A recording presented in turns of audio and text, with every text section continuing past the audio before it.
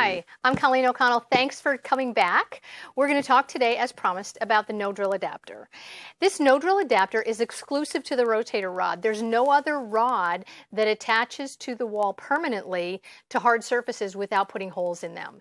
And the good part is, if you want to take it off, it is possible to do that. So, if you ordered a rotator rod, you're going to get a box like this. Now, a couple things that you're going to want to remember. Remember that you're positioning the no-drill adapter and the wall mount at about 72 inches high. Now, that's my preference, and that's because I like my shower curtain to be about 1.5 inches off the ground. Also have at hand some paper towels, because sometimes this squirts out the side, and you're going to need your tape measure. Now, when are you going to use this? The people who want to use this are people who are putting the rotator rod on tile. Tile, marble, stone, those surround bathtubs works great for those as well. What you don't want to use it on, paint, wallpaper. Remember, this is going to stick, this is going to adhere really strongly. So whatever it goes on needs to be permanent as well. So anything that can peel off, paint, wallpaper, wallboard, you don't want to use this on. Use the traditional no-drill hardware that comes with the box. Okay, let's do this. So we're back. We're going to talk about what's in your packet. In the packet are 2 discs. These are the copper composite discs I told you about that are special to the rotator rod. You also have some alcohol wipes to clean off the area. You have 3 tubes of glue. You have some keys. I'll show you what to do with those, and directions. So let's get started. You're going to measure wherever you want to put your rotator rod. And so what you want to do is you want to make sure that the center hole, the very center hole, is on the mark on the wall that you made. For me, that's 72 inches. And I'm going to put this center hole at my 72-inch mark. A couple things I want to show you about this. Number one, there's no upside and downside.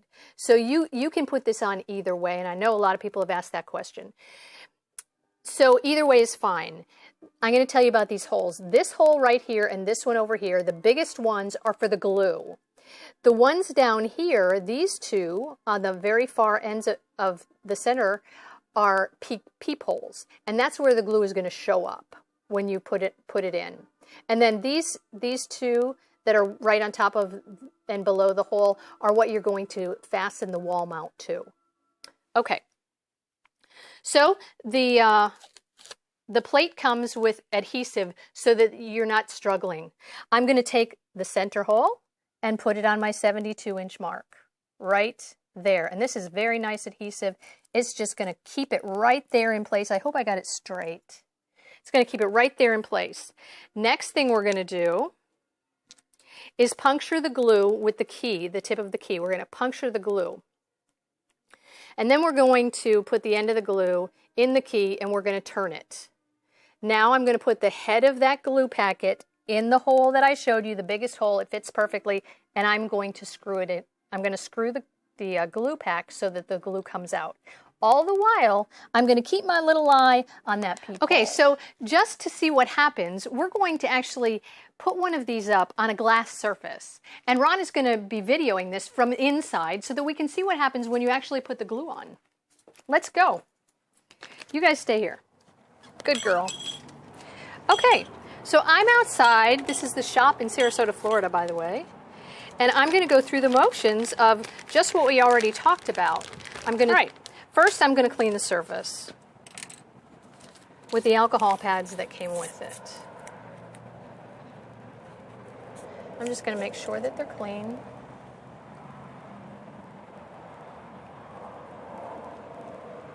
Ooh, these windows are dirty.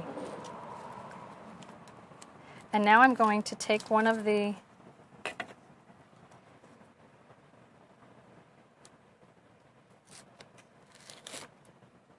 discs, peel it off, and remember I've measured now for me 72 inches. This is a little low, but I'm going to do it anyway.